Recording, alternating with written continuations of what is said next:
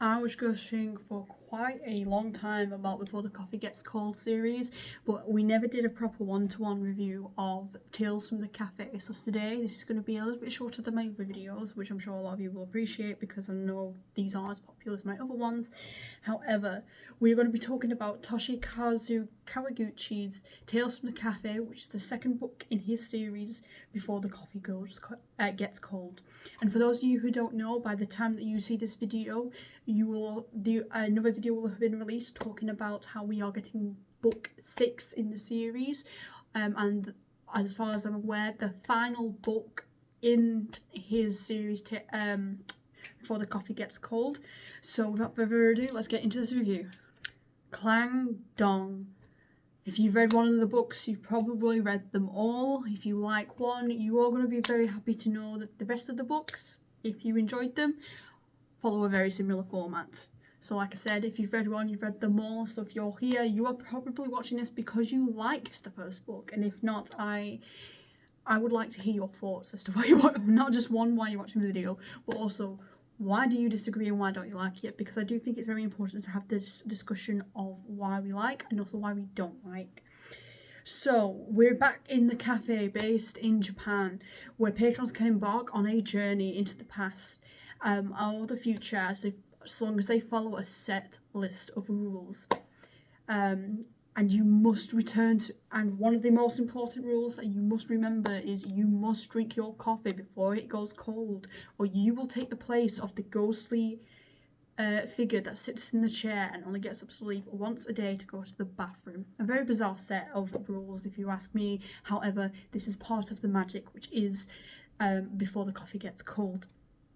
I rated this book 4 stars because it had so much in common with the first book, and it didn't necessarily feel like it brought anything new other than it further explores human emotion and the human condition. This is where I have such a deep rooted love for the tale of Tales from the Cafe, because and all the other books in the series of Before the Coffee Gets Cold, because they focus on this issue, or rather they explore the idea of what it means to be human, which I feel like as a society we've drifted further away from our understanding of what it means to be human, but also our emotions. There's a lot of emotional disconnect, and I like how these books are open to interpretation, but also invite you to go through the grief, the loss, and the emotions with the different characters who wish to travel to the past or to the future.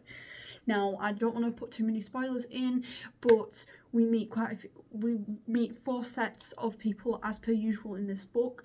Some travellers who lost someone who was very, very close to, a dear friend who was killed in a car crash 22 years ago, whose daughter was raised on their own, and she wants to go and see, he wants to go see her and tell her the truth about the parentage, but he's feeling a little bit lost.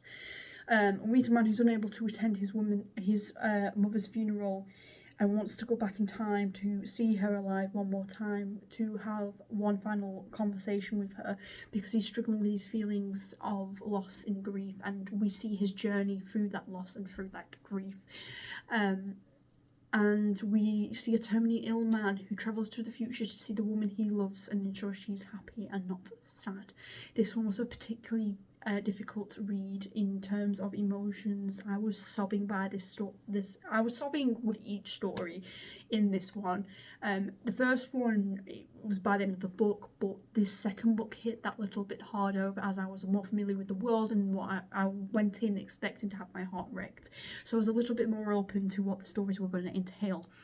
The character there, what I did like is that we also had some returning characters on top of the new ones, and you saw their mannerisms and how they engage with these new characters that are entering the world of Before the Coffee Gets Cold. We also see a few advances. What I really liked as well is how it explores a little bit more in detail about the cafe owner's life. We get a few more tips about how the world actually works and how sometimes the rules aren't always as rigid as they seem, except for, of course, the usual rules, which I've spoken before. Each patron gets their coffee.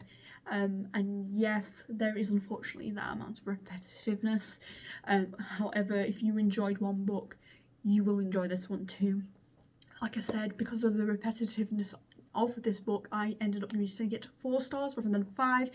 But this is a series that I absolutely fell in love with and have read up until the recent release, and have now got a pre-order in for the upcoming book.